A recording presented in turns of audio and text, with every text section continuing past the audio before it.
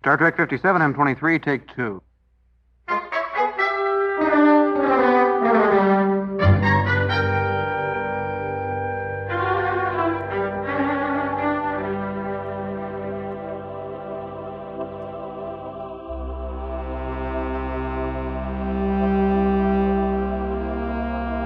It's the It's Got Star Trek podcast.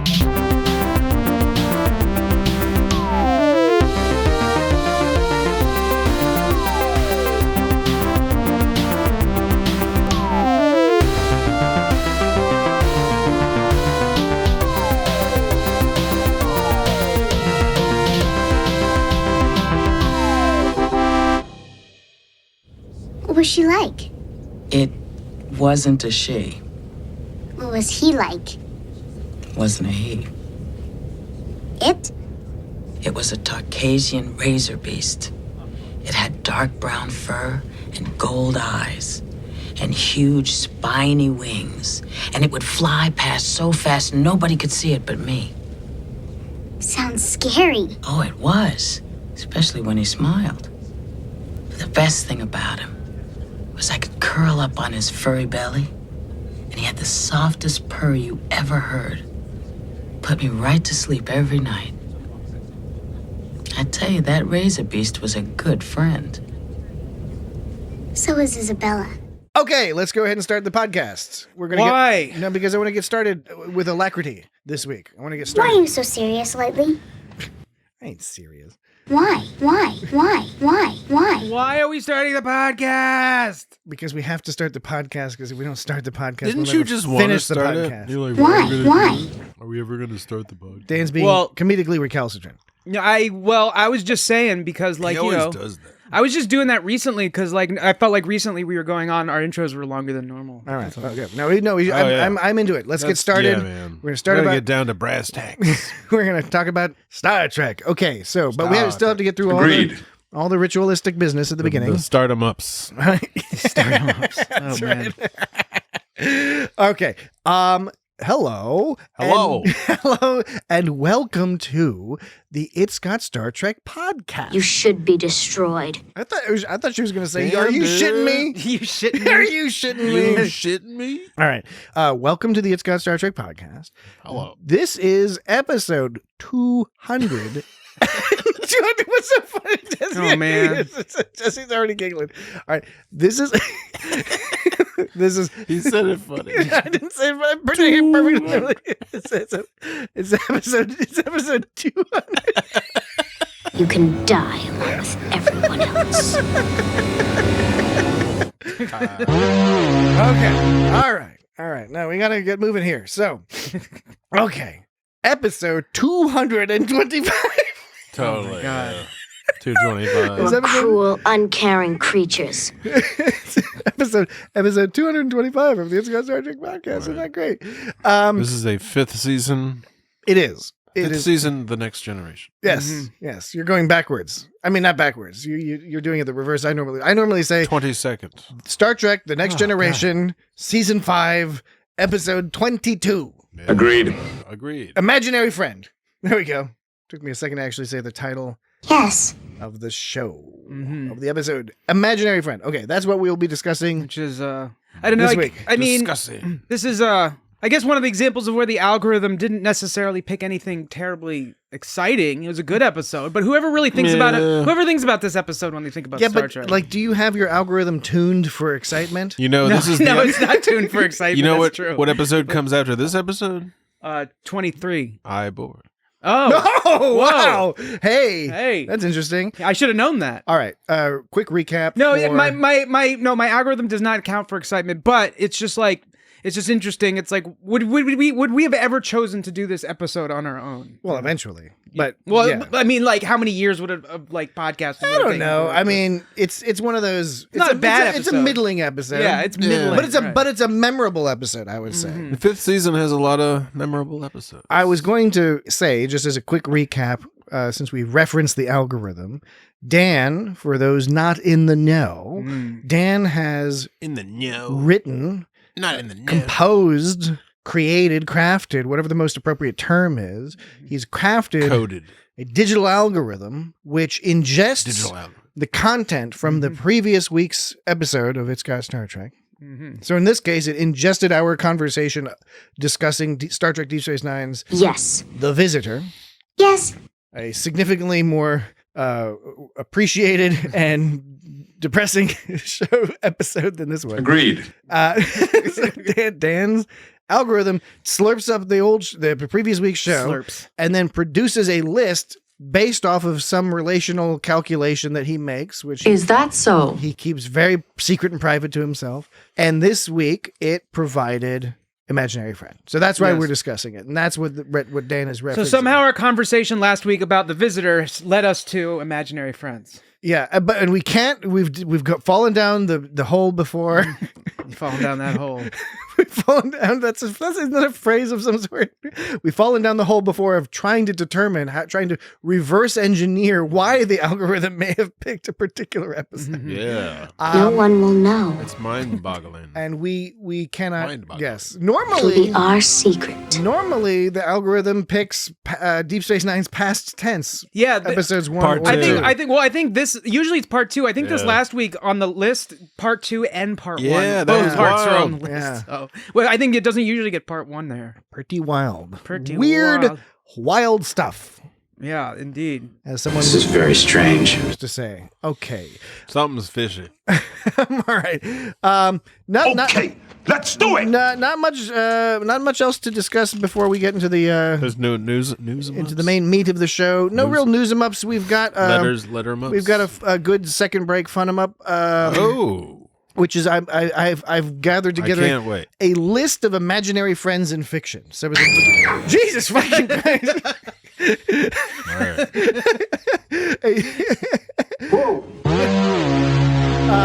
A list. Jesse's not appreciating that one. Dan looks so fucking delighted right now. Oh no! Well, I'm sure Now we're I'm gonna, getting this guy. we can expect a few more of those along the way. So tune your ears to that. But yes, Chief O'Brien. I have cobbled together a list. Chief A O'Brien? list of imaginary friends in fiction. I want you both. I want the audience at home to start thinking about. Oh, is this a game we're It's not playing? really a game. I just Like more Chief like O'Brien. think about it. We'll discuss it in the second break. I'm going to go through the list. Okay. And we'll ask you for your thoughts, and we'll see how many you came up with Your on the thoughts list, and and if you blow came up with any opinions. that I didn't. That Okay. sounds exciting. No follow-ups this week. No mail-em-ups this week. But we do want to let our audience know if you are so inclined and you wish guess to they're send us a message or a missive, you can do so by emailing us at feedback And a at pistol. itsgotstartrek.com. That's feedback at itsgotstartrek.com. Or if you'd like to leave us a voicemail, send us an MP3 or go to itsgotstartrek.com/record. Yeah. You can record up to 90 seconds. We will play it. 90 seconds. We may play it on the podcast, Doesn't that make you happy? unless it's like super weird or something. We probably will because we don't get that many, do we? Yeah, they come in periodically. Where? Just for a little while. Just for a little while. Just for a little while. Just for a little while. No one will know. Just for a little while. No one will know. It'll be our secret. So I The think girl's creepy. Yeah, I she think was. we can get right into it. Imaginary friend. Let's do it. Dan, you've already touched base. I don't want to use touch base. I hate that term. You have already sort of. Where are you going with this? Laid the groundwork. I have no idea where anyone's going with anyone. Laid the groundwork. It's getting there. You're scaring me. You've already started to scare us. What I mean. She To, said they're going to come and kill everyone. Yeah, they are. what I mean to say. What I mean to say. Energy Dan, beans. is you've already referenced your opinion of Ah. the episode. I think that is Yes. shared by many folks. This is not a bad episode. I think it's entertaining in its way. It's a lot of it comes down to the acting of the two main characters that we're following. Yeah, they were pretty. along. They were pretty good, actually. The actors playing them. It's Yeah. another episode where you have something going on with Star Trek in the background. It's very Star Yeah. Trek. Like one of the more recent episodes we talked about the last week or the week before was like that. Yeah, the only reason they really had Star Trek science-y stuff was just to sort of explain, like, which is not unusual for Star Trek, was just to explain why the character. This was something that was just sort of happened on the Enterprise. So like Worf was there, and so was Captain Picard. And Picard was like Picard. It was one of those episodes where he wasn't absent, but he had like a very minimal role. But it was funny because at the end though, he still like busted in at the end and gave his Picard speech about like he broke it down at the end. So even though he wasn't really, but you had like Guinan, and you even had fucking Alexander too. Yeah. What I was saying is, even though you didn't have Picard for much of the episode, it's funny they still chose to include him in the sum-em-ups. Yeah, but yeah, they had Guinan. It was weird that it was a bunch of they just threw Alexander in there. That's interesting. So they needed a kid. So we'll go over real quick. But I thought the two actors playing Clara and Isabella. Clara Sutter was played by Noli Thornton, and she later would play Taya in Shadow Play. Okay, that's where I Shadow Play. I knew I recognized her. Now you know where she's from.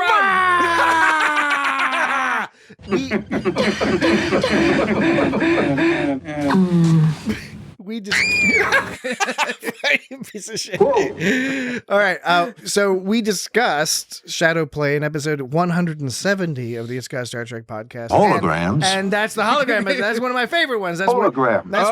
Right. That girl is on this. Yeah. That's early in the period when Dan started introducing his crazy soundboard action. So Holograms. That's a great episode to go. It's a great episode to watch. It's a great episode to go listen to. Holograms. It's got Star Trek. So go watch Shadow Play from Deep Space Nine. Then Hologram. Go listen to episode 170 of the It's Got Star Trek. Whoa, that's way back. Dude. Holo generator. Holograms. And you'll hear some more of that. So yeah, that was Noli Thornton as Clara Sutter, Shay Astor as Isabella, and I think she did a really great job playing a creepy, horrifying person. Yeah, who was actually a little snotty too. Yeah, snotty, dead-faced. Yeah. When she smiled at that one. That was so creepy. Yeah, right. Which I don't think is easy to do. I don't think it's easy to play that kind of dead-faced role. And of course, you have Brian Bonsall as Alexander Rozhenko. Totally. He is interesting because he was most famous for being on Family Ties. He was like the youngest one on Family Ties. And he played Alexander. Most people, I don't know. Wait, I don't like critiquing a young child actor. But this was one of those episodes where it was a little tricky because he's acting against these two other, especially Noli Thornton, who does such a great job as Clara. He was a little bit stiff and weird. It sort of accentuates it and it takes you out of the story a little bit.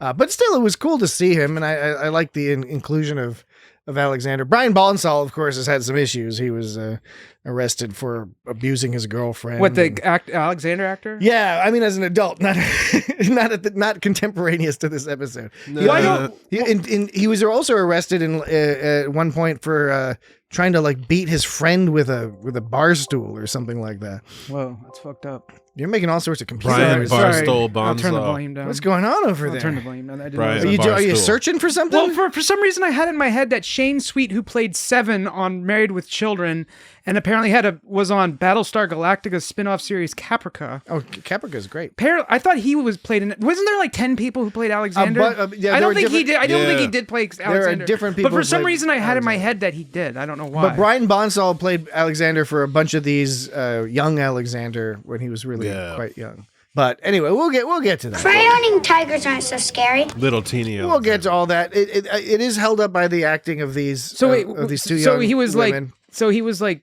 He got involved in like domestic violence stuff lately. Apparently, yeah, he was on probation for it, and then he violated. He was Brian Barstool Bonsall. He's like a punk rocker in Denver now. He doesn't consider. He's not an actor anymore. He considers himself a rock and roll musician, according to Wikipedia. In Denver. I can't speak to that, but he seems not to have been arrested in a good long while. So That was really mean. Good for him. good for you, Brian Bonsall. Want to help? I'm sympathetic. I'm making a cup for my father. You see that fucking cup? Like, not even a Klingon's gonna drink from that big I ass was, cup. I was going to say, okay, no, okay. I don't know if you want to talk Like about when I it say now. Klingon not even cartoon when I or say not even a Klingon, I mean like Klingons like things that are big and gregarious or whatever. But like that cup, Big and gregarious. I guess gregarious is not. Gregarious means you like talk a lot. I know. Well, I know, but I mean that's what. But like, I know what you mean. Of that mentality where it's Yeah. like Klingons are like, oh, Yeah. I'm drinking on my cups You in know the what it air, is? and I'm being gregarious with this giant, Bombastic. ridiculous, It's a bombastic. I was going to say cup. that. Yeah, it's a bombastic Yeah, cup. bombastic would've been better. Bombastic may be fantastic. Yeah, hoopa-doopa-doopa-doo. Is that how that song goes? I think so. All right. Okay. If you want to get into it, If you want to get into it, you got to get with my friends. Okay. I was going to go in a different direction, but we're already talking about the ceramics class. We're talking about Alexander. Mm-hmm. So I want to get down to the brass tacks, as Jesse would say, when it comes down to this whole ceramics business, because none of this made any sense. I'm making a cup for my father. Want to help? So they're in ceramics. They're taking the ceramics class, He which was is working on it for weeks. Yeah, What 2 kind of weeks. bullshit is that? you don't take 2 weeks to make a ceramic. No, that means you have a problem. That doesn't make any sense. That's not how ceramics works. That means you suck. That doesn't even mean you suck. It means it would dry. It would Yeah, dry. exactly. You got to get it in the kiln You have to before it fire dries. Well, it was Yeah. so thick that it probably took that long to dry. That thing was ridiculous. Do you think Worf appreciated it, or do you think he would have looked at it and just been like, I think Thank you. you know how there's the whole That's kind some of airlock shit. there's right like we're talking like throwing him out the airlock? throw the clay out the airlock. oh, I thought you meant Alexander. Alexander. Well, because Hey! there's there is a long running meme-ish type trope, or I should just say trope that Meme-ish trope. that Worf is a terrible father and hates Alexander because he's never hanging out with Alexander.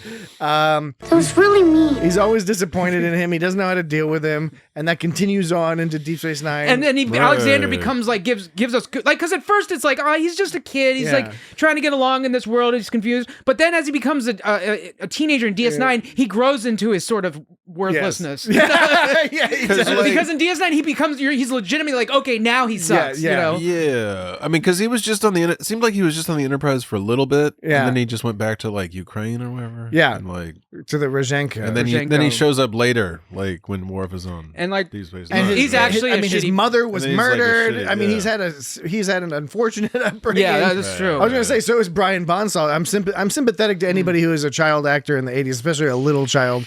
I think it's hard to come out of that normal. So the ceramics class, he's making, like, everyone talks about like how Worf is this bad father. It's possible that this mug is what started all that. Maybe it was the first and most significant disappointment for Worf, where he's just like he the kid comes back and the kid's like, here's this mug I made for you, and Worf is like, Jesus, Right. and then Alexander's like, it took 2 weeks. It's like, oh god. And Worf is like, that's not how ceramics works. Right. What's What's going on here? You have brought dishonor. Yeah, really. You've brought dishonor upon clay. Probably just clay Like in the general. Father, how do you like my cup? Why aren't you drinking from my cup, Father? With all his weird little spikes. And then at one point, she sticks a spike on. Like on a and random it's- spot. Yeah, but, and I noticed this on the second watch through. She sticks the spike onto a random spot. He looks at her like, no, dumbass, you got to make it in a row. But if you look at the cup, he's got one on the other side that's down in a random spot. I didn't notice that. I will have to go back. He's I believe it. gaslighting her. He is gaslighting her. Claire's being gaslit Alexander needs a up and down sort of whooping. the hallways here. That was really mean. It was really mean. Yeah. This whole ceramics business, And those was spikes didn't look confusing. like they were put on like very sturdily. Like you're supposed to like they were just gonna fall right off. Put like a toothpick in there. or It's something. almost like when he got hit with that clay, he was just sort of asking for it anyway. Hey! Hey, Yeah, he got hit with that clay, and like nobody seemed to be like really concerned about I that know. He all, because like, it was looked behind he was just like, hey, what's going on? But like sort of a plot hole. I like think. nobody believed like Clara's story, right? About like having an imaginary friend. Yeah. And first of all, Alexander goes, invisible people aren't real. Right. Like hell they aren't. There's invisible people all over the fucking place. he's getting hit with fucking Yeah, clay. right. Right. There's people with telepathy. There's Q. the Organians.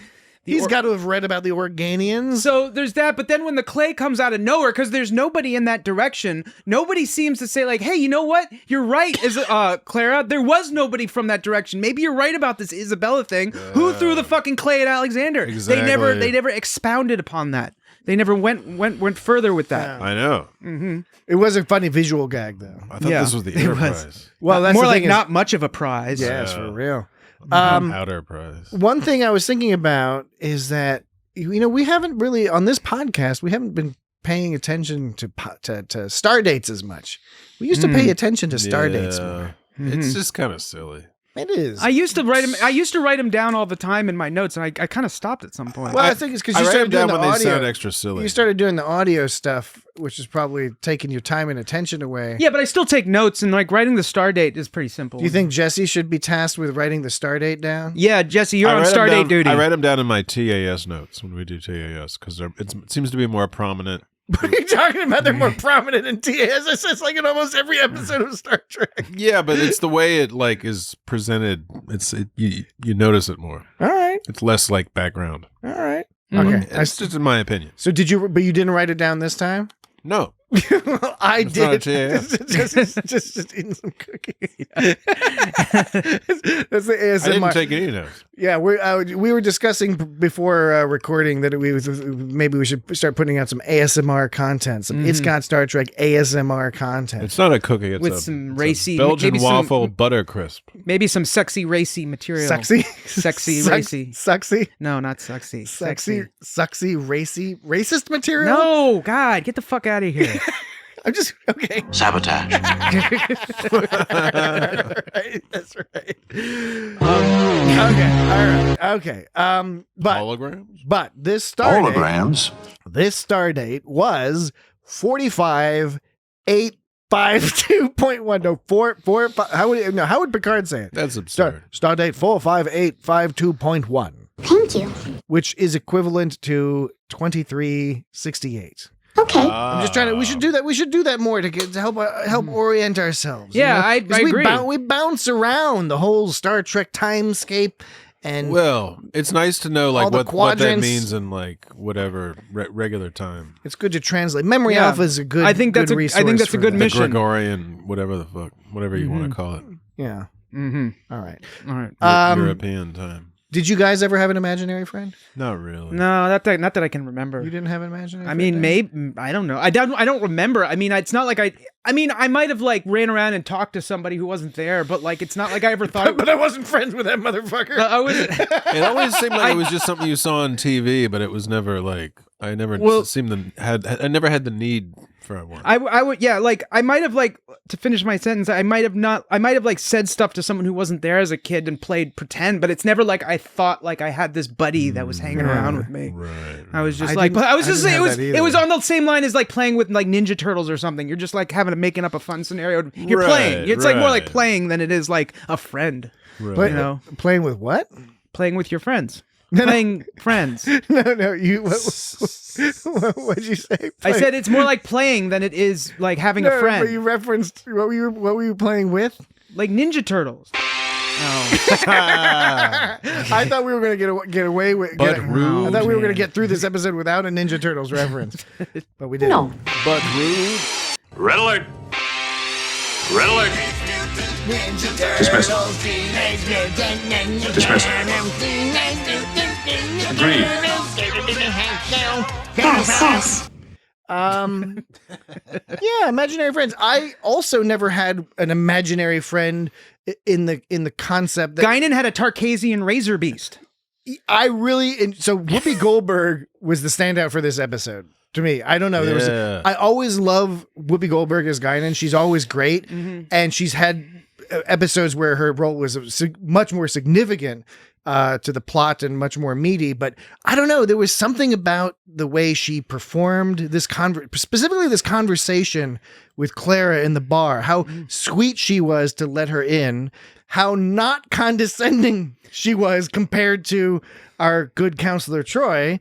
Dr. Troy, who I did like that we were seeing Counselor Troy be a counselor because I always enjoy that. And I think she's real for you. And that is real enough for me. I did not like that I didn't line. like that That line, I was like, that's pissing me off, Troy. It's like, that's not science. And it was almost...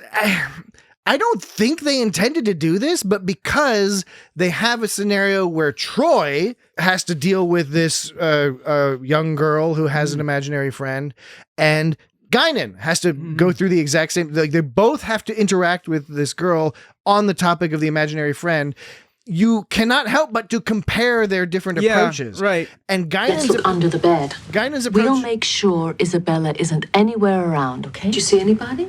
Wait, this is the one where I also didn't like this one. In fact, I'll bet she doesn't come around as much anymore. I'll bet she doesn't come around. She like folds her arms. She's like, she doesn't need to be here. It's like, don't tell me when my imaginary friend needs to leave. I'll tell you when my imaginary friend fucking leaves. So when Damn. When Troy later in the episode starts talking about how she's feeling guilty and she's like, oh, I think I'm taking something away from her. At first I was happy because I thought she was going to say like, yeah, I don't think I'm handling this right.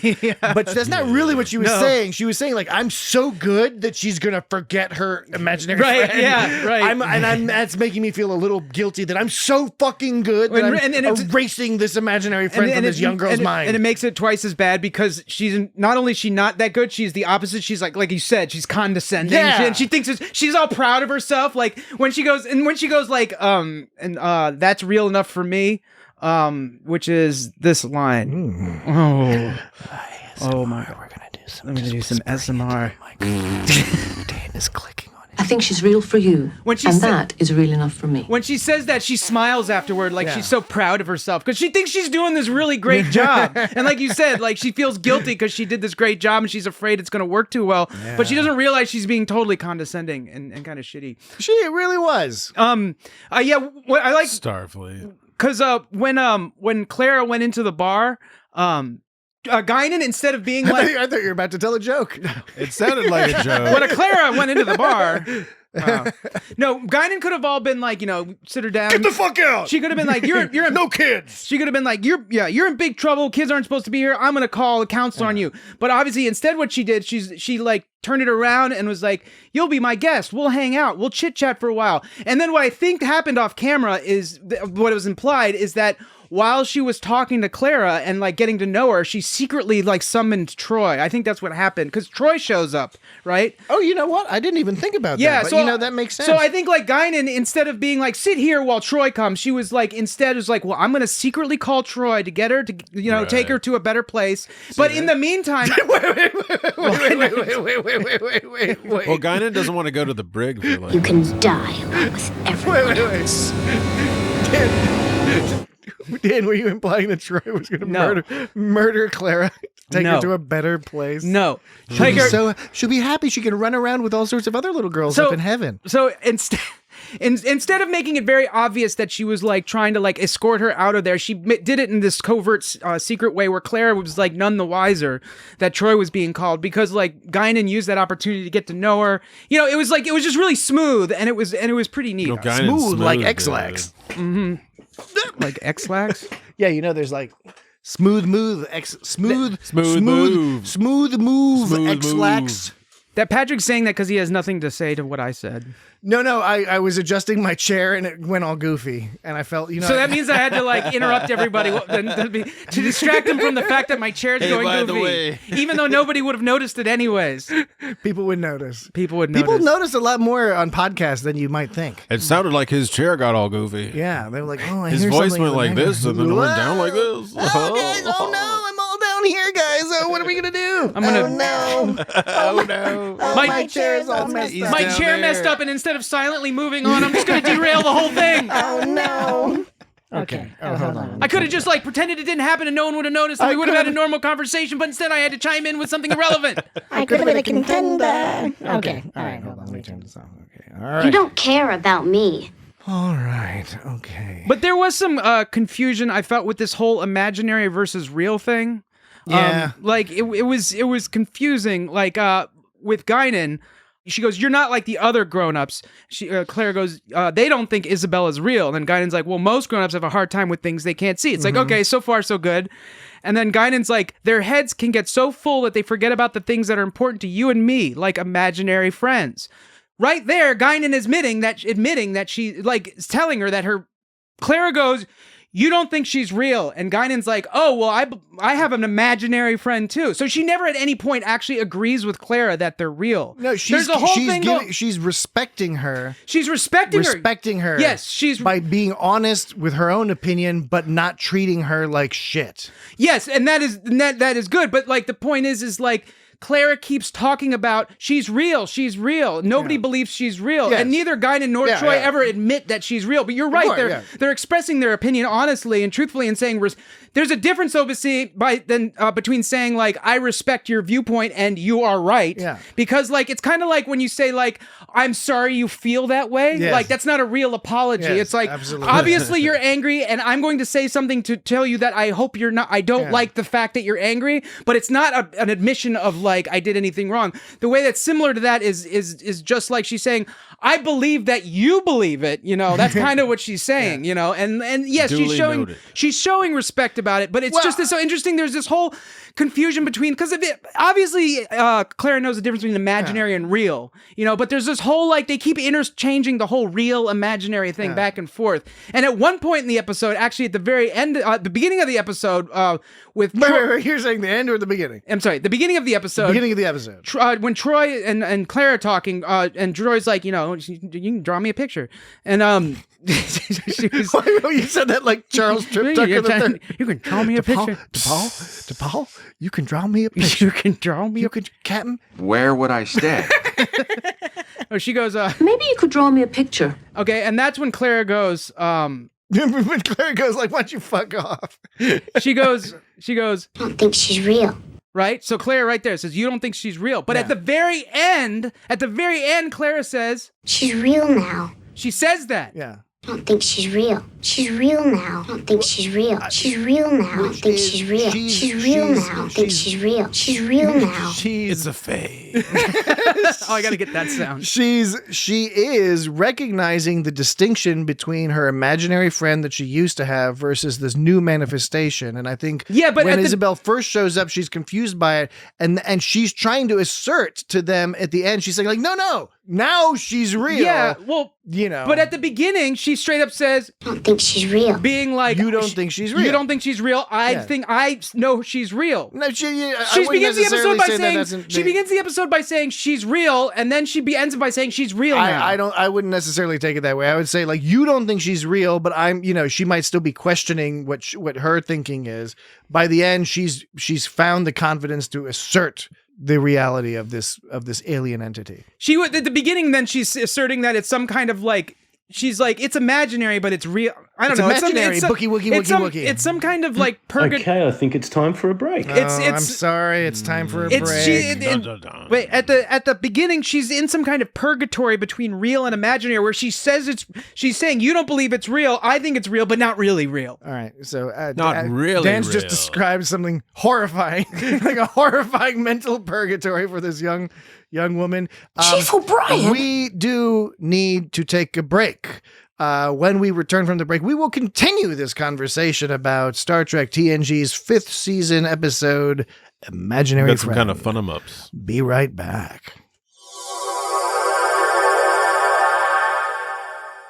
Okay, you wanna come back? No. You wanna come back? Yes. Come back. Jesse's seal of approval for coming back. Dan, are you ready to come back? I accidentally bit myself. Agreed. All right, so Jesse's been fiending on some cookies. If you hadn't noticed this podcast, did you bite your tongue or did you bite the inside of your cheek? We're back, by the way. The inside of my stupid cheek. We're back from the break. Oh, you bought your cheek. You bit your chalk. You bit your cheek. You bit your cheek because you were enthusiastically chowing down on some biscotti cookies with the biscotti cream. I was eating some kind of Twizzlers once, and I didn't realize it, but I was like chewing on my lip while I was eating the Twizzlers, and suddenly my lip was like 4 times the size, and there was blood everywhere. I was like, oh man, I was just like jawing all over my lip. This is really good Twizzler for some reason. I didn't even have Novocaine or anything. I was just like really into the Twizzler. Not Was it like a strawberry one? For our international listeners who may not have this product available to them, Twizzlers are a red, long candy. They're not to be mistaken with red vines, which are gross, taste like plastic. They're not like red vines. They're better than red vines. But it's like the main thing people licorice. like about the strawberry licorice Twizzlers is that coppery, bloody flavor. that's what you're looking for. It's a wild flavor. From a good Twizzler. Just slurping down some fucking iron. It's weird that people refer to it as a strawberry licorice stick because there's no licorice. no licorice. Yeah. Licorice is disgusting. It mimics the it's licorice just sort of the stick. red version of the licorice. Does anybody know the difference between root beer and sarsaparilla? Sarsaparilla is just less sweet, right? Yeah, I think they're made of different roots. But they're different roots. Root, yeah. But like they taste so similar. What made you think of that, by the way? Since we were Because- talking about, and I like licorice. we were talking about, so fuck you. Well, okay, damn. What do you mean? all right, well, Both of you guys are always hating on licorice. I don't hate on It was licorice. really mean. Talk about eating eggs and mayonnaise. I was down in Williamsburg once. I got one of them licorice sticks that they sell stupid kids. It's like an actual stick. They're like, this is a licorice stick. You chew on it. They put a This is what dunce they did cap on in you. colonial times. You just chew on it. You're like, oh, I'm chewing on a bitter fucking stick. Yeah. I paid $7 for this bullshit. I like it. All right. We will forget this incident. All right. Well, the Our reason Scandinavian I will listeners, always remember. for any of our Scandinavian or Central European listeners, you can send us, write us at feedback@isgotstartrek.com. Then what? We'll give you the address to send Jesse some of that salty licorice, the kind that's so salty that they have a health warning on it. Then what? It's like dangerous to eat it. Then what? All right, that's the licorice talk for the day. Then what? Okay, Star Trek. Then what? Actually, And? not entirely. well, you asked me why I brought up root beer and sarsaparilla. Root beer. Because like Root beer. You like raspberry root beer? Raspberry root beer?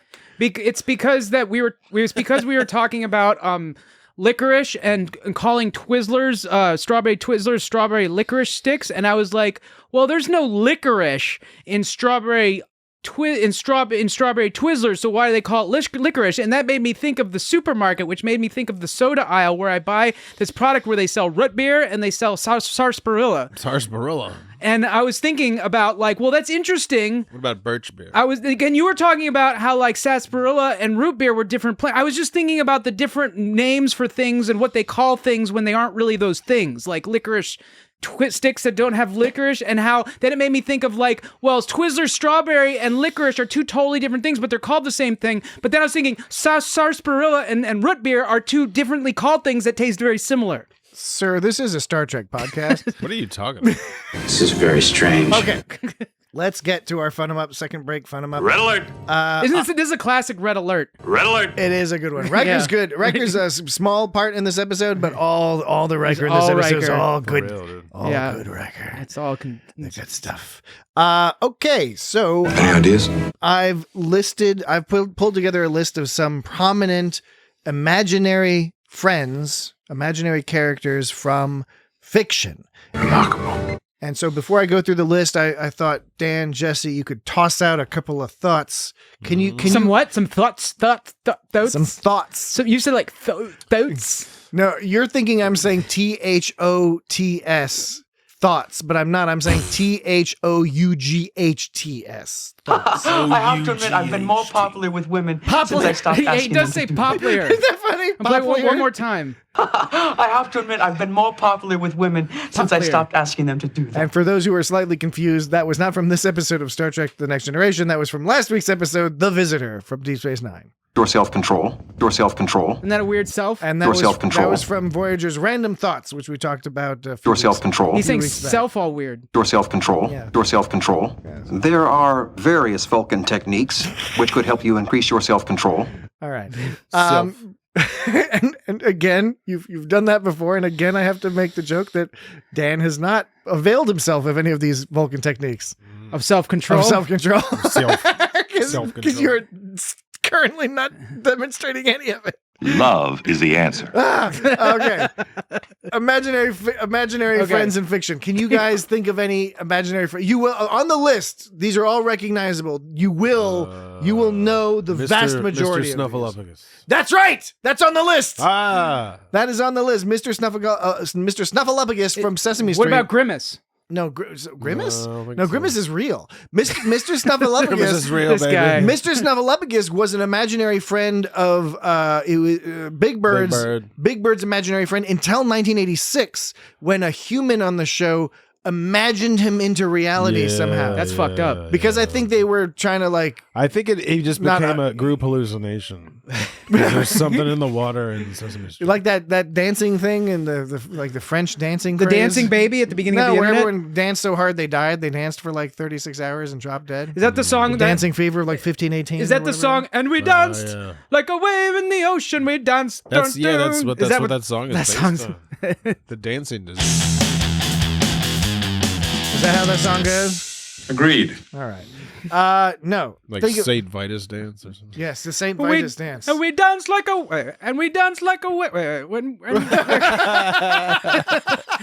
we danced like a wave on the ocean romance. Dun, dun, dun, dun, dun. And we danced Did you look up the lyrics? like a wave on the ocean romance. Dun, dun, dun, dun, dun, dun, dun. Dan Like a wave in the ocean romance. Dan is refusing to play along with the imaginary friend game. Okay, I'm sorry. I'm really Imaginary sorry. friend I'm game. sorry. I keep getting All distracted. you- Okay, it's I'm sorry. super I'll focus. simple. It's not even a game. Okay, I'll Not even a game. I'll focus. All you gotta do. I understand. It's just No, I don't think you do understand, because all you gotta do is name some characters in fiction that are imaginary friends. Jesse has done his part. He's offered up Mr. Grimace. Snuffleupagus. Grimace. No, Grimace is not an imaginary He's friend. not real. Grimace No, in fiction. These are all fictional characters. Like, there's tons of fictional characters. Frodo is not real, Isn't but he's not an there- imaginary character. There's like some kind of imaginary bunny man. There's Okay. Harvey. From Okay. Harvey the bunny rabbit. Harvey from the the Wonder- movie. From yeah. the movie. Not Harvey the Wonder Hamster. No. That's a Weird Al thing. We're talking about Harvey Now, from the movie Harvey. Here's a Jimmy Stewart. Isn't it Jimmy Stewart? I believe so. He sees Harvey. He sees Harvey. Star. There's a giant rabbit over there. No, that's Andy. More of a Barney Fife. Now here's a question that I don't know if there's a like an answer that we know yet to this one. I don't think this has an answer, but I'll ask it anyway. I'm very nervous. What about Drop Dead Fred? That's on my list. Drop Dead Okay. Fred. Is he imaginary Fred though? from Drop Dead There Fred. you Is he go. imaginary though? Because I think he's real. Okay. Oh. So 2 points again. I know it's some. I got 2 know- points. I know. No. I got 2 points. No, there's often 2 points when it comes to Dan's utterances. Point number 1, I agree with you, Dan, that I think some of the characters on this list are debatable. They are what the internet generally agrees are imaginary characters, but I do think some of them are somewhat debatable if there's some measure of magic or something involved, right? Measure of Measure madness. of magic. And Drop Dead Fred is maybe that. That's point number 1. Point number 2 is the way you were saying it made you sound crazy.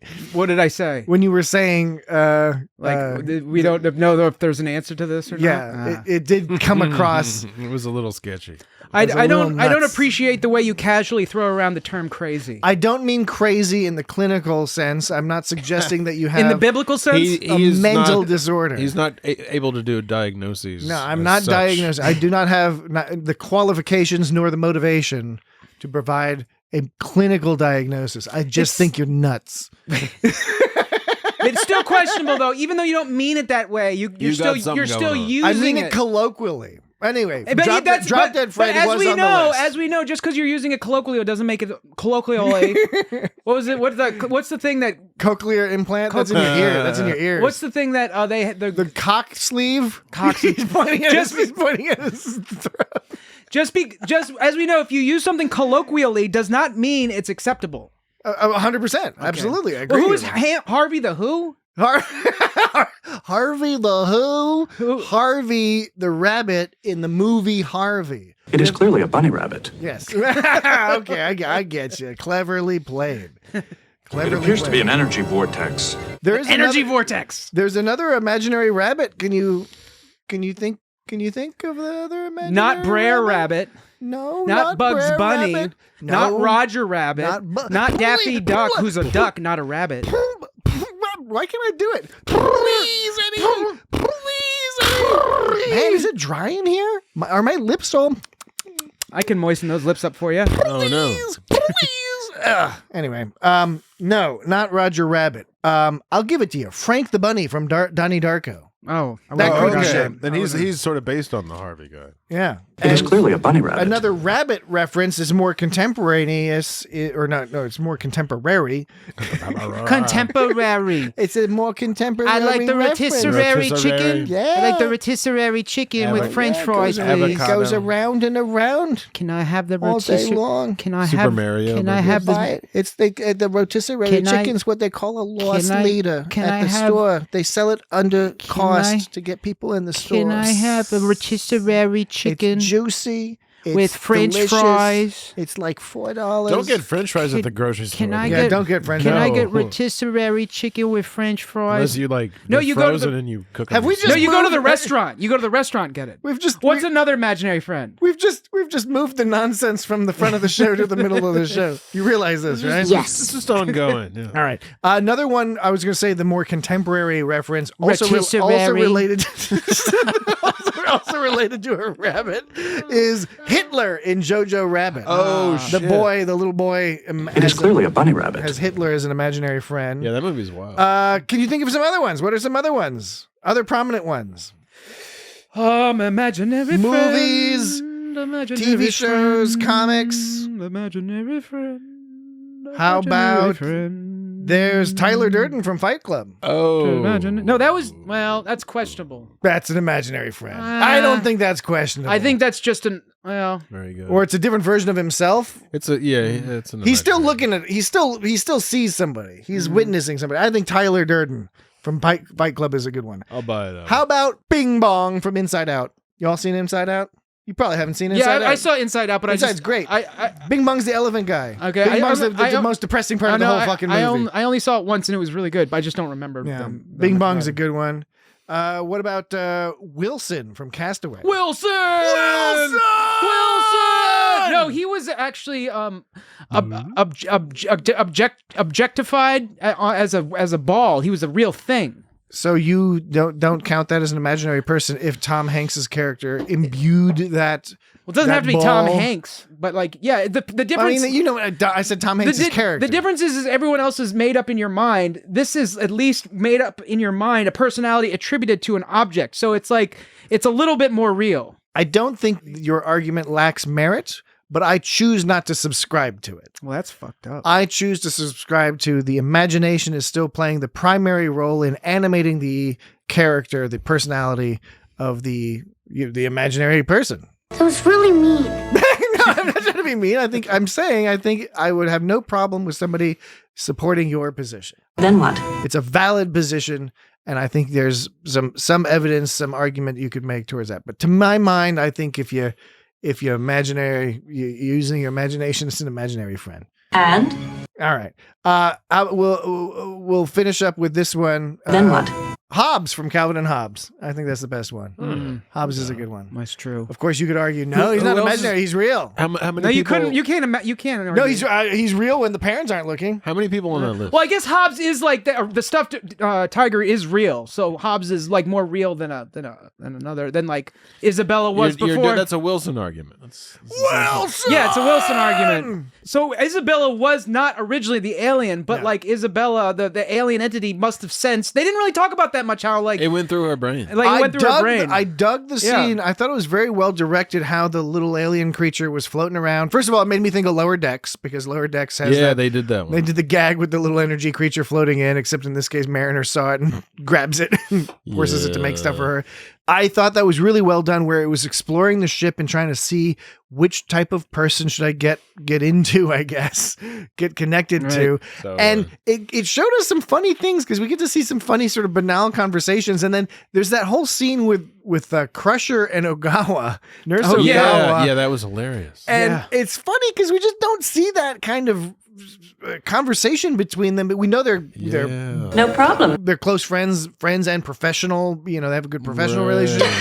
But Crusher's all just like probing her for like Crusher. So what happened Crusher on wants the Ogawa to holodeck? get fucking laid. Yeah, she is. It's like he wants to go to Ryza. Yeah, you should go to Ryza. I'm not going to go to Ryza. She's like, it's uninhibited there. It's like, oh yeah, you better go there and go buy this super sexy little river thing, you know? And Beverly's straight up like telling her to fuck. And the scene ended with Ogawa being all like, ooh. She's not. We've never seen Ogawa like that before. Christine Chappell. Yeah.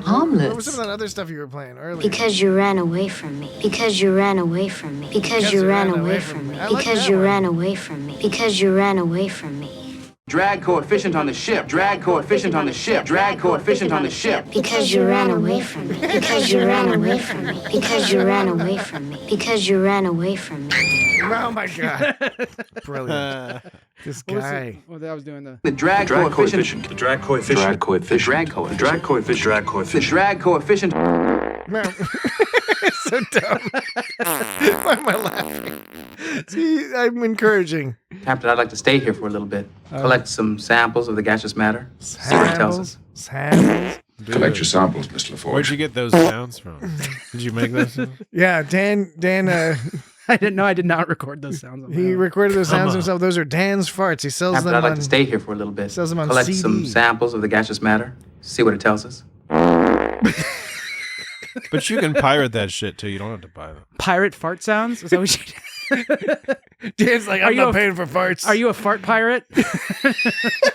This is ridiculous. I'm Clara Sutter. Star Trek. Miss Sutter. Miss Sutter. Hey, Dan. Miss Sutter. Hey, Dan. Dan, who's your best friend? Is this what am I supposed to get what you're talking about? Wait, no, who's your best friend? Because Clara was all like, it's hard to make a best friend. It takes a long time to make a best friend. So how about this? How long does it take? How long do you think it takes, Dan, to make a best friend? I thought we were best friends. And I don't mean like cobbling together some sort of golem that you animate with the sort of spirit of malice. I mean, the standard do way. You do that? I'm saying because with Dan I have to be careful because if I say how long does it take to make a best friend, Dan could plausibly interpret that to be like, oh, you mean cobble together a golem or make a robot? Program an AI. No, I mean the colloquial. You're accusing me what I was accusing you before of like when I'm heading it off at the pass. Oh, we didn't have this discussion on this episode, but we're talking about hypotheticals and like me offering a hypothetical and then someone else instead of answering the hypothetical, they ask some irrelevant question. Now you're accusing me of the same thing. I'm not accusing you of anything. I'm just covering all the bases. How long do you think it takes to make a best friend? It takes time. How much time? You should write like greeting cards. Like the front of the card would say, "How much time does it take to make How a long best does it friend? take to make a best How long friend? does it take to make a best friend?" And then you open up the card. It just says, "It takes time." Yeah. There's a picture of a clock signed, "Love Dan." Yeah, it makes you think. Box It makes you think something. All right.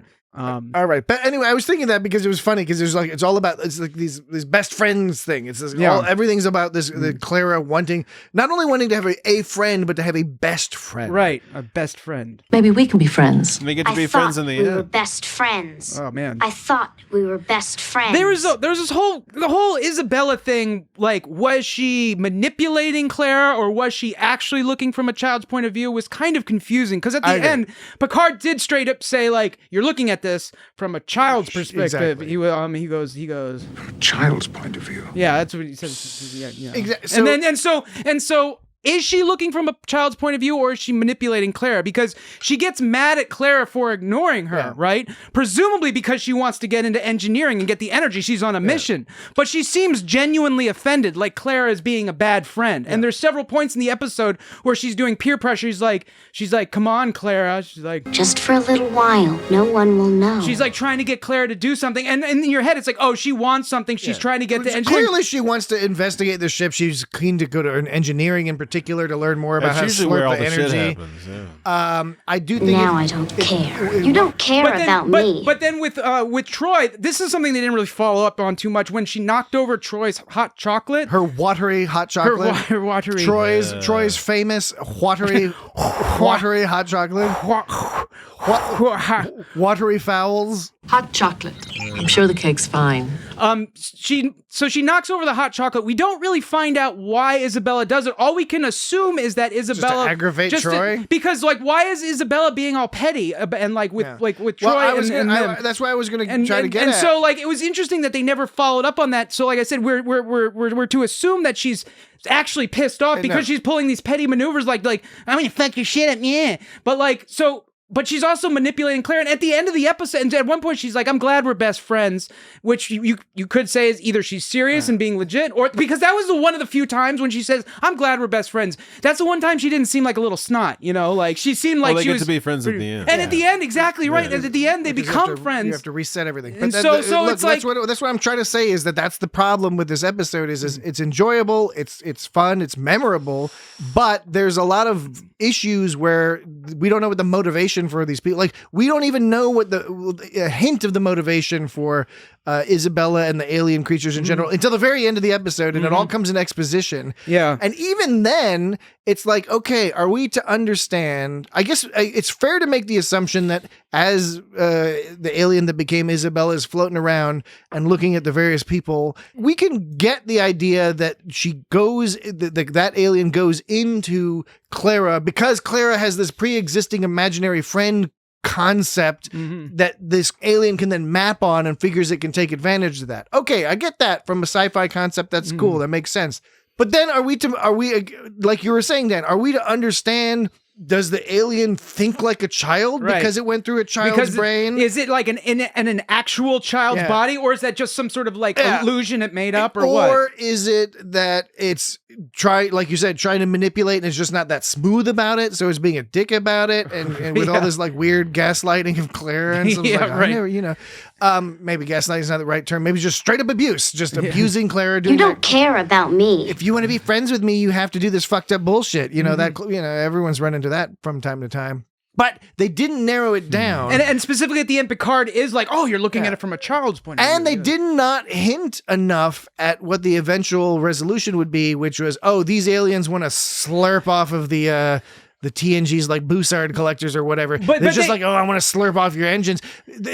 We know she's interested in going to engineering, but that could be for any number of reasons. It would have been interesting if there were hints laid down along the way to say like, oh, the aliens are interested in the Enterprise's energy somehow, or that at least in retrospect you could be like, oh, I get it. I get why Clara or why Isabella was motivated to do the things she did in the order she did them, as opposed to, yes, she's just an alien sort of haphazardly walking around the ship, fucking with this poor girl's life, fucking with Alexander for no particularly good reason. Yeah, like impishly jealous, or what? Like a child would be jealous. It's like, is she on a mission, like a collection mission, or a mission of mischief? Yeah. Like it seems like both. And then jealousy, her emotions got involved, which could be understandable if she took control of what we knew to be an actual like girl's body or a person's body, and like. That was affecting how they behave. Even the mechanisms of the apparition didn't entirely make sense, because it's like, is she limited to only appearing within some sort of geographic context of Clara? So that's why she's pissed off, because Clara won't go to the places she wants to go. Oh yeah, or can she actually go around places? Right. That was confusing too. I guess we assume the former, but it's never 100% clear, because she can go through walls in people's brains. Like, why can't you read the shit? There was I think it's time for a break. It's time for another break. No. Oh, God, but thank you. How come I can see you? Jam eaters. Thank you, Isaac. Yeah. You put grape juice in the eggs. I know. We're nothing but a bunch of jam eaters. You put grape juice in the eggs. You put grape juice in the eggs. Jam eaters. You put grape juice in the eggs. You put grape juice in the eggs. Bunch of jam eaters. You put grape juice in the eggs. Bunch of jam eaters. You put grape juice in the eggs. Bunch of jam eaters. You put grape juice in the eggs. All right, we got She said they're going to come and kill everyone. We do have to take a break for real. We'll be right back. Bye-bye.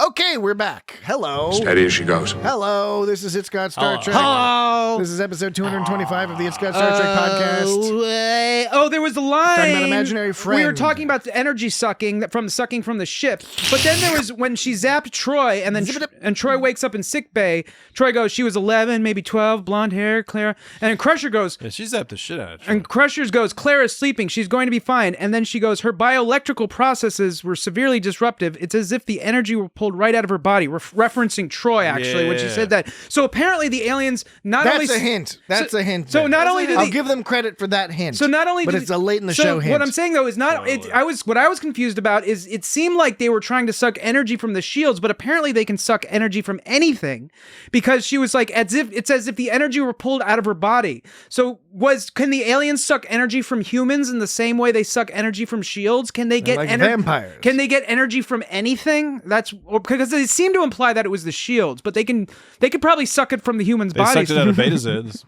You keep saying suck it. No, I mean, but like I wasn't clear on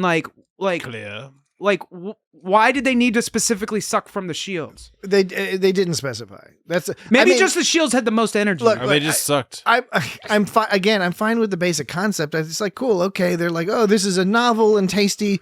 Like they should have pushed harder the analogy that I think they're trying to get at here, which is they're slurping around on their the equivalent of like some moss and lichen, and then all of a sudden some like big meaty wild boar comes in. They're like, oh, this is great. This is like much tastier, much more dense, concentrated energy, and that's great. Like in the last 30 seconds of the episode, you're like, oh, okay, I understand.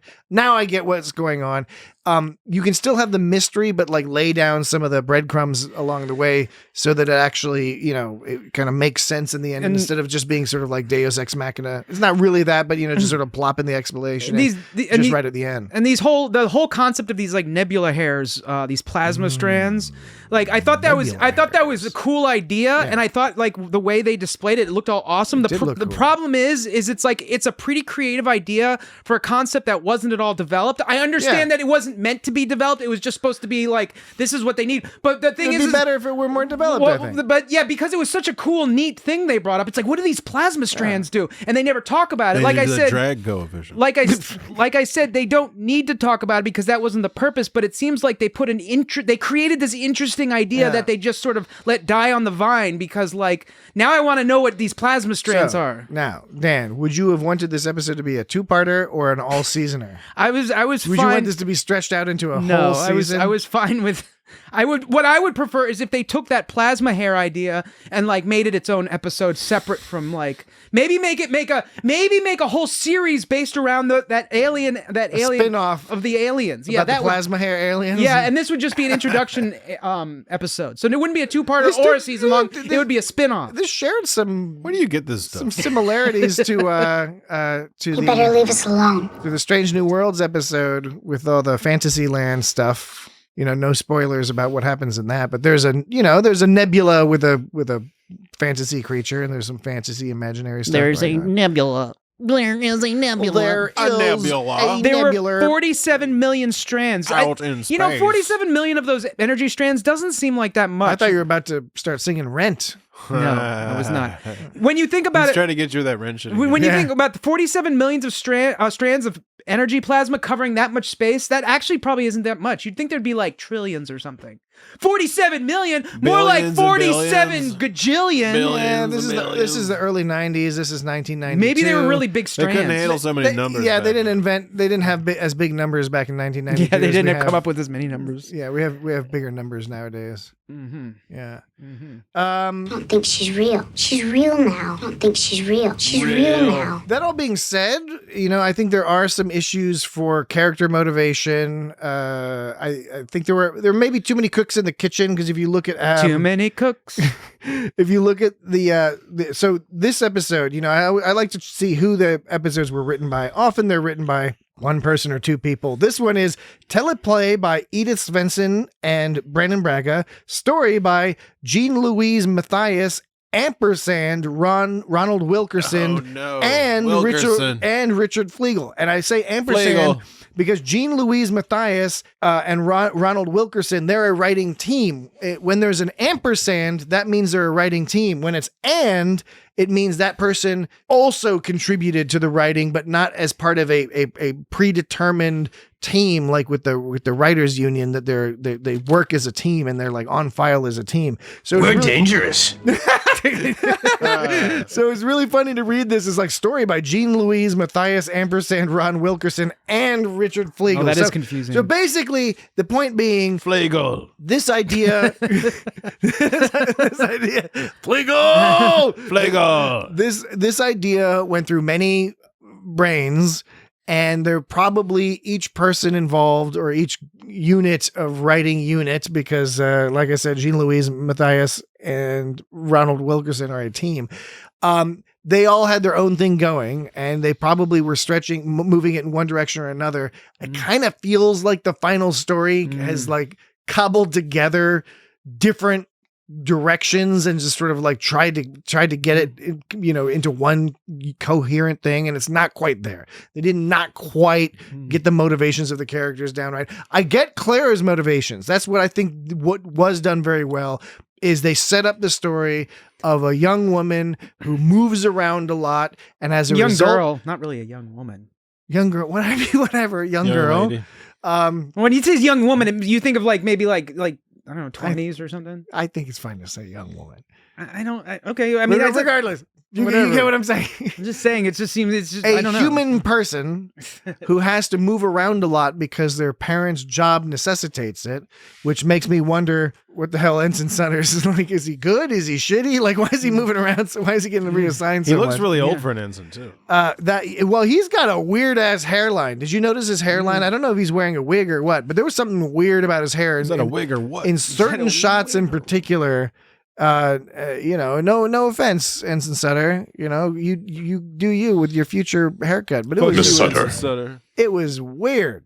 But I did like and appreciate. Go back to the academy. The setup of the story. I was sympathetic and believed in the idea of a young girl having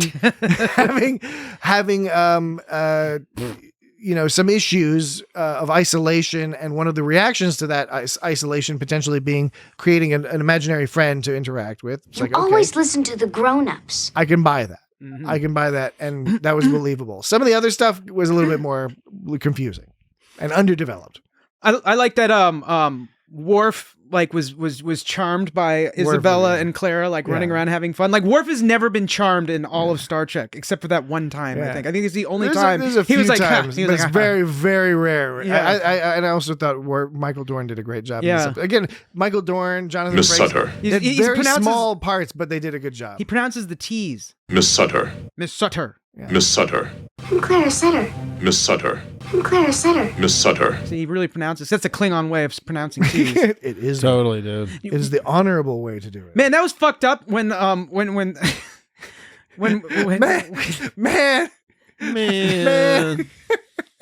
I'm really looking forward to what you're gonna get to. When Isabella, when she goes to Claire, she goes like, "You can die along with everyone else." That's a fucked up line to say to a kid.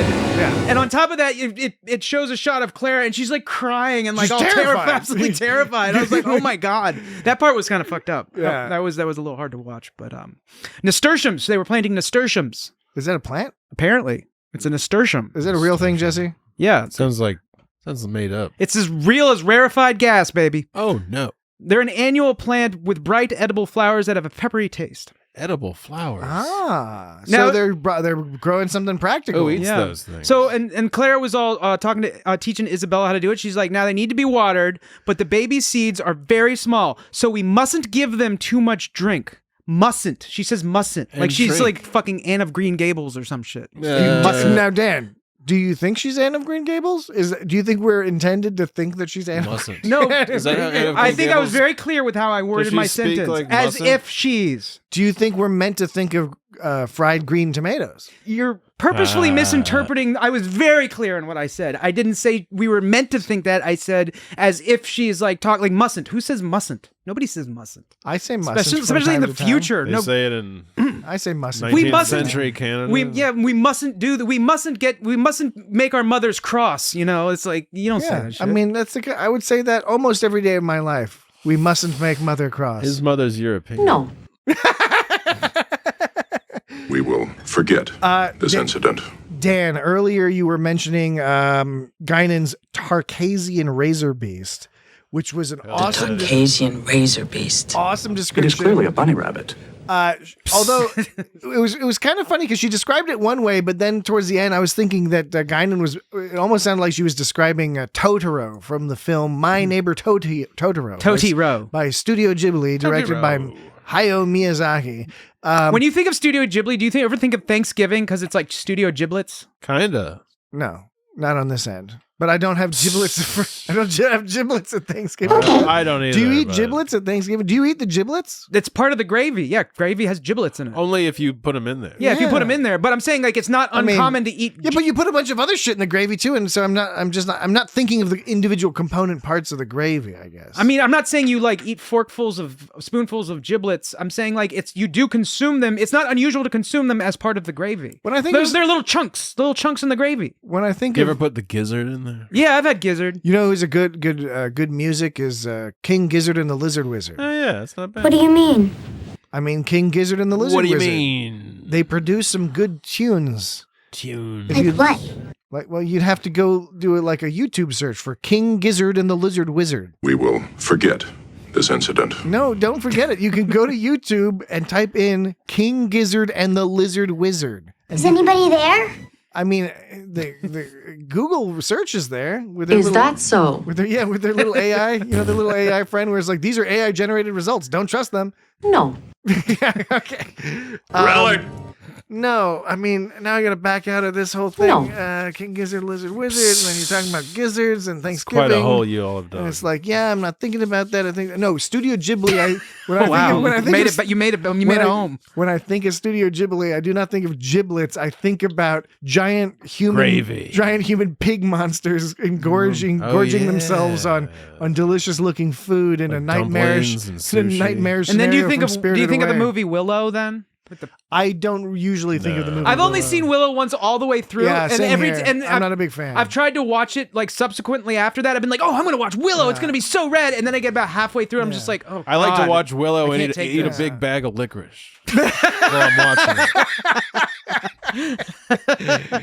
Jesse's got some verbs tonight. I got nothing against Willow. It's just not. It's Jesse, not my. Jesse has some fucking. That was some attitude right there.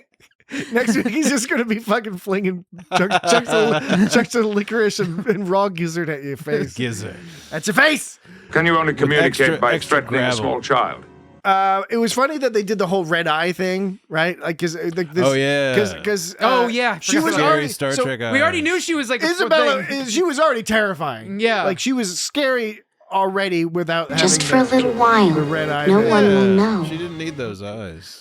She already had like the cold look. Yeah, that dead cold look. Yeah. And the other thing I had a question about was there's this tendency in TV, not just Star Trek, although it does seem to happen a lot on Star Trek. And maybe it doesn't happen as much nowadays, but certainly in the 80s and 90s, where they make kids like less talented than they need to be. And we already touched base a little bit on Alexander and the pot, the ceramic stuff, the mug he was making. But when you look at that scene and you look at all the art that the kids are making from the clay, and it's some bullshit.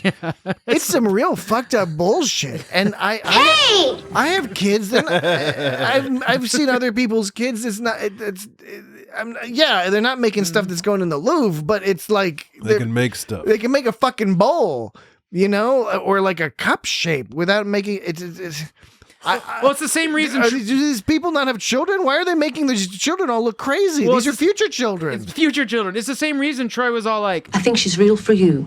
And that is real enough for me. Just like talking down. It's like, it's not Troy who's like condescending the character. It's the writers just don't know how to talk to kids, and they don't know like that kids are more talented than they actually make them out to be. They just assume kids are like just these dumb little creatures. Do you think that it's like the kids are just getting too much radiation or something on the ship, and maybe they are dumb. Brains are going a little weird. Well, why wouldn't the adults have weird brains? Does it only happen to unformed brains? Maybe it's an unformed brain. Maybe it's an unformed brain thing. It could be an unformed brain thing. You're scaring me. But that I found that peculiar. Overall, a few criticisms here and there, but it was, I think, a very Star Trek episode. Totally. It feels both stories are extra super Star Trek, and I think that's most acute when Isabella's acute is like in the arboretum that looks all fake and silly and Star Trek-y, and she's all like, look at me, I'm an alien, and now I'm a girl. Look at me, look at me. I'm gonna do some stuff. What am I gonna do? Wait, is this part? The emissions from your graviton field generators are far richer than our normal sources of energy.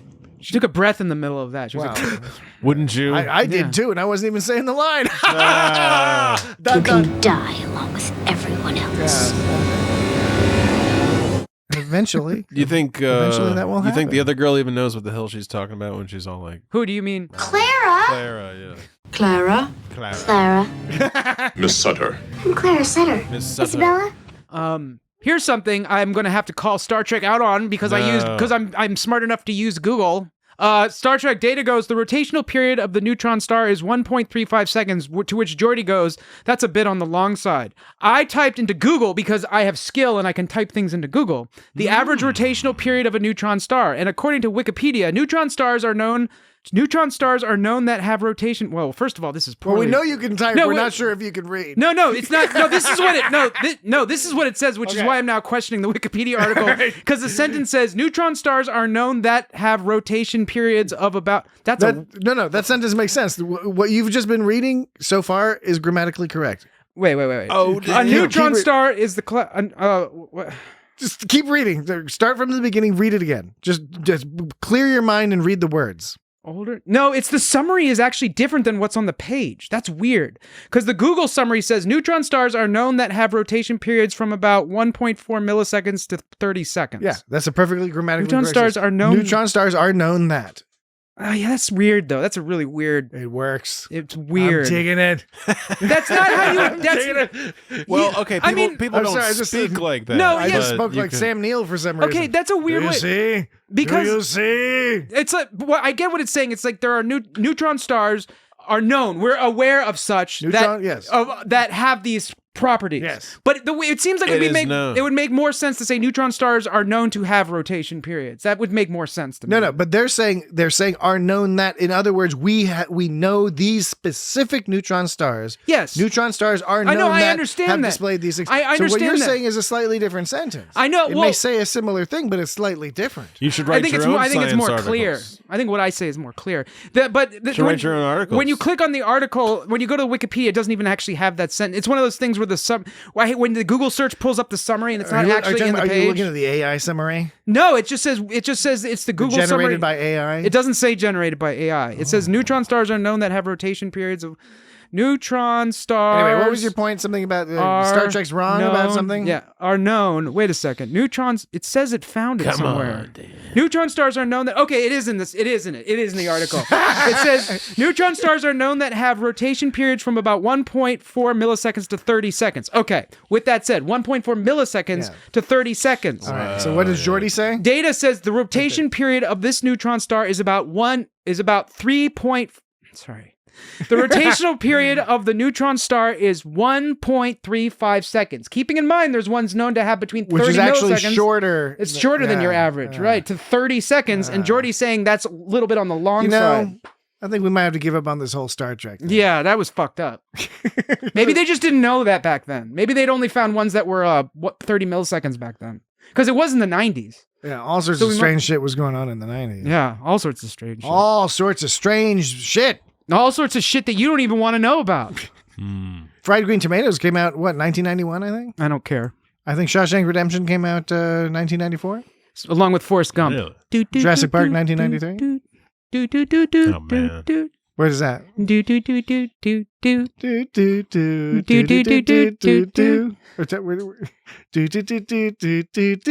Forrest Gump? Yeah. Yeah. Forrest Gump's not a good movie. I used to think it was a good movie. I don't think it's a good movie no more.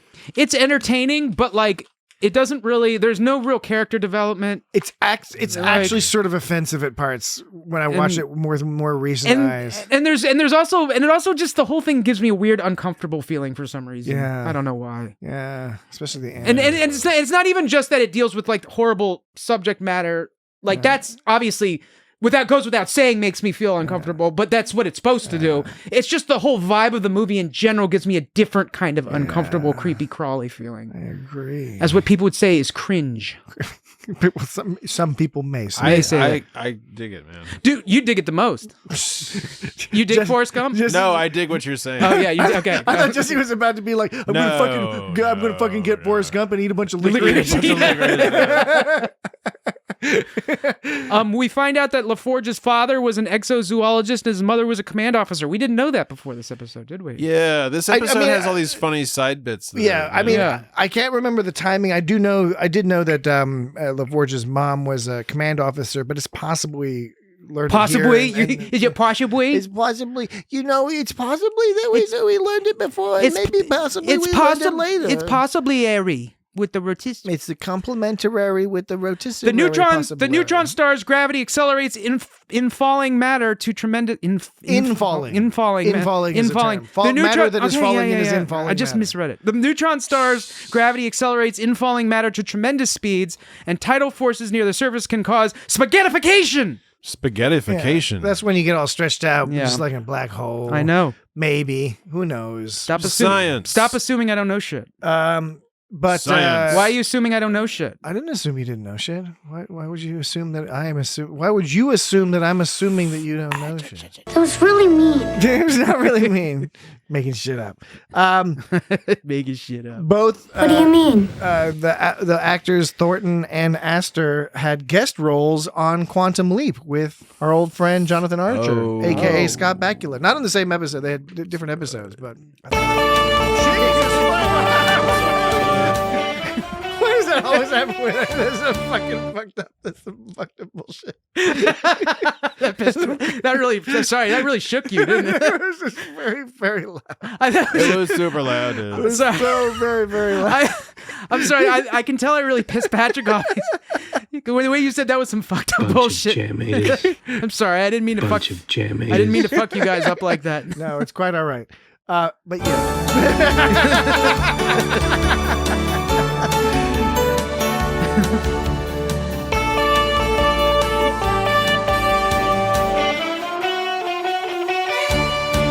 There's something harsh about the arrangement of this of the Quantum Leap theme song that you're playing there. She was on Ernest Scared Stupid too. Yeah, she was. What is harsh about it? No, it's harsh. I know. It said, what is harsh about it? And you said, no, it's harsh. I don't know how to describe the notes, the tones that they're using are harsh. Okay. They're harsh tones. Okay, no, thank you. That you answered the question I asked. No, because first you said there's something harsh about it. I said, what's harsh about it, Patrick? And you're like, no, it's harsh. And I was like, yeah. And then you were music. And then you were like, the tones and the notes. I was like, oh, okay, that's what you mean. You answered it the second time around. Okay. So thank you for doing that.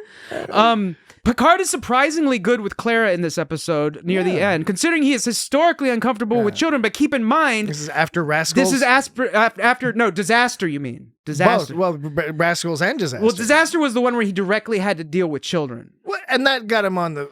That's on what the I'm. road, Well, that's what I'm saying. That That one not only happened before, that happened this season. Disaster happened this season earlier on. It's a good lesson. So it should no. This guy's learning lessons left and right. So do you think the writers purposefully meant to show Picard's growth with his dealings with children, or do you think it was just kind of like they didn't think about it? Do you think Disaster had an effect on his character in this episode in that he was handled Clara so well? I'd like to think that it did. I can also buy that it's just serendipitous. Yeah. For them that they wanted that's how it worked out. And when Picard goes like, when Clara grows up, she will make rules for her children to protect them as we protect her. You know, that's pretty presumptuous that he's gonna just assuming that protect her that he's assuming Clara's gonna have children. You know, he said when she has kids. Yeah, I agree. I thought of that too. And the shields were down to 3% at one point, and Picard was keeping his cool. Yeah. Like any other shot could like destroy them, but he was keeping his cool. Keep my cool. I'd be losing it, dude. Yeah, I'd be like, God, what are you doing? I'd be panicking. If my cell phone was down to 3%, yeah, which it never will be. It sucks. That would. One time my That cell would phone make me died at nervous. 3% and I like lost my mind. Yeah, I know. You're like, is it gonna come back? Yeah. You plug it in. It's like, is it coming back? And then What's it's like, oh, there it happening goes. What in one of the episodes of our podcast, I was talking about Our podcast. Yes, I was talking about the different ways that different species like transport and zap away and stuff. Like there's the transporter zap away. There's some people zap away by opening like a portal and they walk into it. Some zap aways are like some flash of light. Like different species have different ways they zap away, and that does that Zap away. and that includes Isabella's Zap alien. away sounds like a cleaning product. That yes, it does. It's like some kind of zap to get rid of face fungus or something. I was thinking about like cleaning into your shower tile. You zap your face Like fungus. some dude away. yells at you, zap away. But Isabel's alien species, they had their own type of zap away. It was some kind of zebra wipe. If you noticed, every time she zapped away, they did a zebra. I don't even know if that's what it's called. A vertical zebra I wipe. know exactly what you mean. Yeah, it was like weirdly, Yeah. not very it was advanced. back, special effects. back in the day, dude. Yeah. All right. it's back Any there. other final comments as we 1992. wrap things up for this episode? This middling but memorable episode of Star Trek: The Next Generation. Did you Imaginary Friend? Was it just me or when Data said It is clearly a bunny rabbit. like Guinan didn't look very amused when he said that? She was just kind of like she didn't even react really. She was just like Well, she knew he was being a fucking piece of shit. Yeah, she did. And I just want to play this line because there's no reason. There's nothing interesting about this line. Well, there is something interesting, which is why I'm playing it. I always like when you Just play it. I like when you preface things with like, yeah, I've got this thing that's like, it has no entertainment value, and It's really long. There's nothing really to comment on. I'm just gonna play it at the end I just here. feel fucking for the compelled. Last, I the just last feel 5 fucking minutes. compelled for some reason. Some internal drive. He's telling me I've got to play this nonsense. I'm setting your expectations low, but All right, yeah, all I right. see that it's self-defeating actually. So All right. Status, Mr. Data. isn't that cool? Status, Mr. Data. It is kind of cool. Can I hear it again? Status, Mr. Data. Status, Mr. Data. Status, Mr. Data. That's Status, so Mr. Data. Status, Mr. Data. Status, Mr. Data. Status, Mr. Data. Status, Mr. Not Data. bad. Status, Mr. Data. He says doesn't say status. He says status, and that's like a Right. slant rhyme with data. Status, It's Mr. like Bob Data. Dabalina. Mr. Dabalina. Yeah. Mr. Bob Dabalina. Mr. Bob Dabalina. Bob right. Dabalina. Purple omelets. Purple omelets. Purple omelets. Indeed. Okay. So that's In the end. fact, I'll bet she doesn't come around as much anymore. We're dangerous. We're dangerous. We're dangerous. I'll bet she doesn't come around here anymore. We're dangerous. In fact, I'll bet she doesn't come around as much anymore. We're dangerous. So silly. Okay. A duck! That concludes our discussion of TNG Season 5, Episode 22, Imaginary Friend. Evidence! No evidence required. This is the end. Next week, as we described earlier, we'll put this episode into Dan's algorithm, and Dan's algorithm will spit out another episode for us to discuss, and we'll keep doing that for the most part until April when Discovery Season 5 comes out, and then we'll Oh, word! I'm looking forward to that. I'm looking forward to that as well. I've been missing Discovery. Yeah, it's been a I'm sad while. I'm sad it's the last season, but I'm also excited because it'll be interesting to see how they wrap up this story and what fun stuff they do during this season. Wrap it up.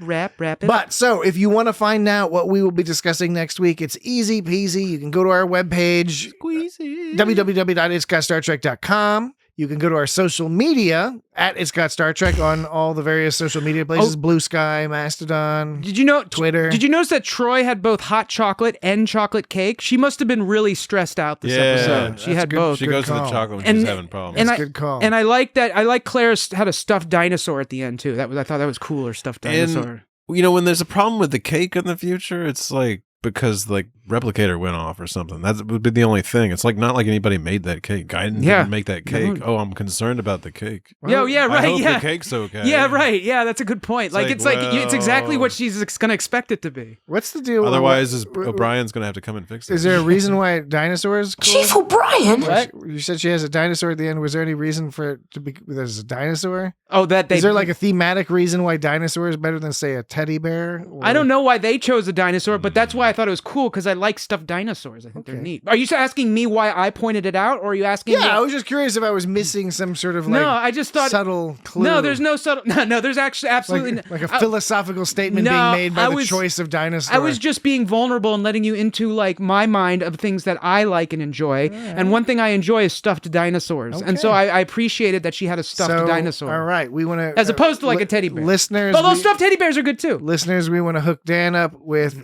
stuffed dinosaurs. We want to hook Jesse up with salted licorice. I'm perfectly fine with adulation. Could some sort of damping field have caused us to lose velocity? All right, yeah, social media, Dan's gonna stuff a Facebook, dinosaur. Ed Scott Star Trek, Adulation. YouTube, Ed Scott Star Trek. Patrick just needs adulation. How about agitation? I thought we were being honest about what we're into. Yeah, no, that's good. I'm glad you finally admitted it. Finally. Did you notice he said? Ooh. Could some sort of damping field have caused us to lose velocity? Damping. I He was says. wondering if you were going to do that. He says damping. I thought I heard dampening. Could some sort of damping field have caused us to lose velocity? You know, that's a tricky one. Because I think it might be that he's saying dampening, but it's dropping out a little bit. It's just contracting it a bit. So play it again. I know we're supposed to be done, but I want to hear. Could some sort of damping field have caused us to lose velocity? I think he's saying dampening. No, in Chacotea, it's Chacotea.net says damping field. Yeah, that's some jabroni just writing that shit down. No, it's not. This is a legitimate site. Yeah, I know it's a legitimate site, but it's still just somebody writing stuff down. It's a mock-y site. I'll bet you dollars to donuts. I'm pretty sure it was in the closed captioning, because if it was dampening in the closed that's also another person just writing it down. If it was dampening in the closed captions, I would have written dampening down because I would have taken note. I think I hear dampening. No. This is a cool but rude all over again. No, because this is different because not only did like I hear it and you heard it differently, so that's my word against yours, but this has Chacotea.net and it has the closed captioning. Yeah. You can't just decide what it is. You put a lot of faith into other people. No, I don't. I'm saying there's several sources. If it was just one other source, I might question it. But there were several. Chacotea is getting it from the closed captioning, and the closed captioning guy is the one who made the mistake. No, they're not. Chacotea does not get it from the closed captioning because I've seen differences. They spell like color different in Chacotea. They spell it LOUR in Chacotea.net. Because they're British. They get the British look, closed captioning. First of all, you were like, it's just some jabroni writing it down. Now you're saying, it's getting from the closed captioning. So you got to pick which one you're going to go with. Either or. Okay, that's it. We don't have to do this podcast. This is it for this week. We're done. We're always going over time. So could some sort of damping field have caused us to lose velocity? Check our social media. Answer is audience answer. If it was like I caught. Check feedback at ScottStarTrek.com. Is it damping or dampening? All right, write Dan at feedback at ScottStarTrek.com. This is a call to arms. Whether you think Riker is saying damping or dampening is really important. That's why we've extended the podcast by 5 minutes. I don't trust other people's opinions as much as you say. I just said there were several different sources saying it, but you're saying that they were all the same source. Okay, we disagree. But I'm just saying that. I don't trust. I hear what I hear. Opinion. I hear what do you think, Jesse? Dampening. Wait, you think it's dampening? You heard it too. Could some sort of damping field have caused us to lose velocity? I think he's saying dampening. Yeah, he's just saying it all He's saying it all Riker stuff. You always go on Patrick's side. That's not even true, dude. Okay. So yes. Well, we're way past time. Yes, I didn't know we had a time limit. Every week we sabotage ourselves. Okay. Sabotage. We'll talk to you next week. Bye-bye. In order for the lateral sensors to complete their scheduled observations, additional processing time will be required. We could steal a couple of hours from the engineering team while they're recalibrating the thermal interferometry scanner. Will 2 hours be enough time to complete the high-resolution series on the neutron star? No problem. We'll just double up the main sensor bandwidth while they're freeing up the lateral units.